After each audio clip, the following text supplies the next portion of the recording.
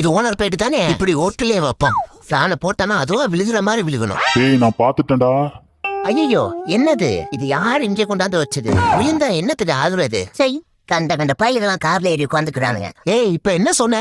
அப்படியே போட்டேன், வீடு விட்டு போயிடும். வந்த ஆளுகளையும் பாரு. எங்க காரை கிழிச்சு அதுல கருப்பட்டி பாக ஊத்தி காரை நிப்பாட்டி வச்சிருக்க. நாங்க ஏறக்கூடாதா?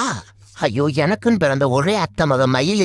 அவள் இன்னைக்கு பொண்ணு வாக்க போலான்னு பார்த்தா இன்னைக்கு ஒரு பசையும் காணா. ஐயாத்தி, இது என்னது? என் பேரு பரட்ட.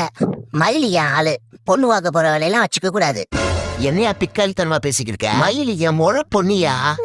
மயில் அங்க எனக்காக வெயிட் பண்றாயா? போய் ஆகணுமியா நானு.